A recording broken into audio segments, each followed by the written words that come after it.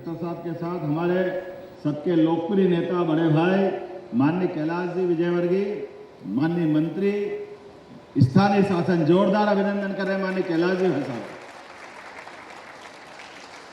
कोई सा भी विभाग दो और विभाग को चलायमान करना, काम को करना, कराना और काम में जान डाल देना, माननीय कैलाश जी भाई साहब की आदत रही है। हम सब उनसे सीखते हैं।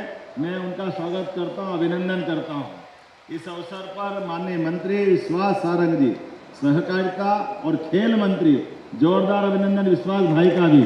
आप भी अपने काम के कारण जाने जाते हैं।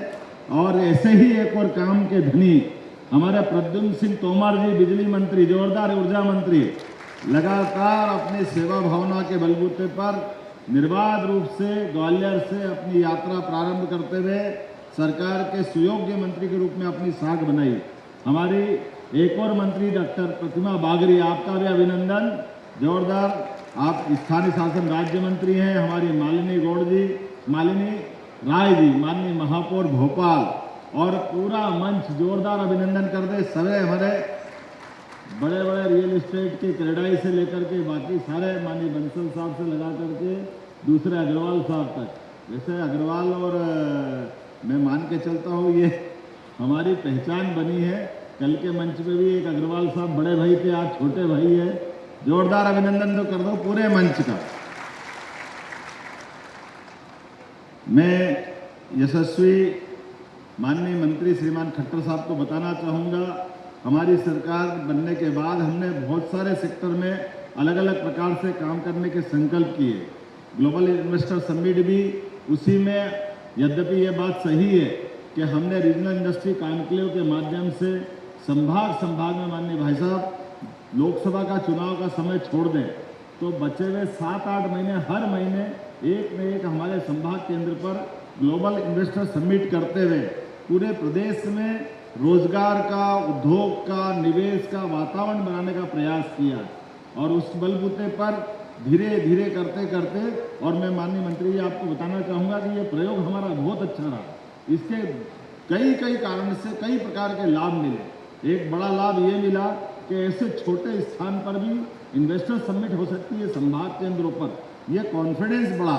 और कई सारे लोगों ने पहली बार, मुझे तो आश्चर्य लगा, बड़े बड़े उद्योगपति जब जबलपुर और ग्वालियर के लिए कह रहे थे कि हम तो पहली बार आए, हमने तो ग्वालियर नहीं देखा, हमको लगा कि ऐसे ऊपर की मंजिल से धक्का दे के नीचे गिरा दिया हो, हमको लगा जबलपुर ग्वालियर नहीं देखा तो फिर क्या देखा। लेकिन वास्तविकता है, इतना बड़ा देश है, इतने प्रकार की व्यवस्था है, लेकिन आज हमें इस बात का गर्व है, ग्वालियर, जबलपुर, सागर, रीवा, वो तो है ही है, नर्मदापुरम जैसा छोटा सा स्थान जिसकी स्वयं की आबादी भी बहुत थोड़ी सी है, लेकिन वहाँ पर भी हम जब अपने नवकरणीय ऊर्जा के उपकरण निर्माण की मोहासा बवाई में उस औद्योगिक केंद्र की उस पार्क का जब भूमि पूजन करने गए तो पहले 200 एकड़ जमीन थी, फिर 200 पूरी उसी समय हमारे कार्यक्रम चालू होने के पहले खत्म हो गई तो 400 कर दी। 400 करते करते भूमि पूजन करने गए तो 800 की डिमांड आ गई। हम जब 800 का काम कंप्लीट करा तो 800 की और डिमांड आ गई। ये एक छोटे छोटे स्थान का लाभ है। जोरदार अभिनंदन करेंगे पूरे अभियान का।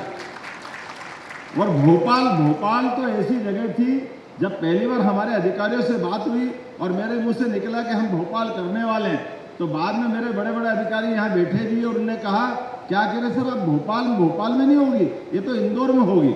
हमने कहा इंदौर में क्यों होगी, इंदौर तो है अच्छा, हमको सबको अच्छा बनाना, और इंदौर को दिल्ली और बंबई की तरह बनाना है और बाकी को इंदौर की तरह बनाना है कि नहीं बनाना। जोरदार अभिनंदन करो, ये काम आप ही के पास रहने वाला। जिस प्रकार से यहाँ रिस्पांस मिला है और यहाँ की सारी चीज़ों को महसूस किया गया है, निश्चित रूप से ग्लोबल इन्वेस्टर समिट अब हमारे लिए हर स्थान पर करने लायक हमारा माहौल बना है। आज के इस अवसर पर मैं माननीय मंत्री जी को बताना चाहूँगा, मेट्रोपॉलिटन कंसेप्ट के आधार पर आसपास के जिलों को जोड़ते हुए हमने इसमें कुछ प्रयोग किए हैं, जिसके माध्यम से भविष्य में जैसे इंदौर, उज्जैन, देवास, शाजापुर और धार का पीथमपुर, और मोटे तौर पर कल्पना ऐसी की गई कि ये सारे इंडस्ट्रियल जो हमारे बड़े बड़े केंद्र हैं, जैसे उदाहरण के लिए धार का पीथमपुर, देवास का इंडस्ट्रियल बेल्ट, मक्सी जो शाजापुर का हिस्सा आता है, इधर बांध का जो हमारे उज्जैन का हिस्सा आता है, इधर नागदा और इंदौर का पूरा हमारा जिला, ऐसे सब मिलाकर लगभग ये 8,000 किलोमीटर का पूरा एरिया मिल रहा है, जिसको मेट्रोपॉलिटन की कल्पना हमने दी है। लेकिन मेट्रोपॉलिटन की कल्पना में ज़्यादा कानूनबाजी में उलझाने के बजाय आउटर लाइन हमने तय कर दी, इंडस्ट्रियल बेल्ट तय कर दिया, आने जाने के मार्ग, रेलवे की व्यवस्था, बिजली, पानी, सफाई, सीवर लाइन, ये कई कॉमन चीज़ें हैं जिस पे हम काम करेंगे। बाकी इसको खुला खुला छोड़ेंगे और भविष्य की दृष्टि से आने वाले 25 साल तक एक महानगर के रूप में इसको विकसित करेंगे। इसी प्रकार से सेकंड पार्ट, जरा ताली बजाओ तो दिल से बजाओ, मंच से ज़्यादा जोर से बज गई, मजा ही नहीं आ रहा है। अपने पास दूसरा भोपाल की कल्पना की है कि भोपाल, सीहोर, विदिशा, रायसेन, थोड़ा नर्मदापुरम का हिस्सा और भोपाल पूरा, ये एक तरह से मेट्रोपॉलिटन की हमारी कल्पना है। इसी के साथ कई प्रकार के सुझाव भी आमंत्रित कर रहे हैं।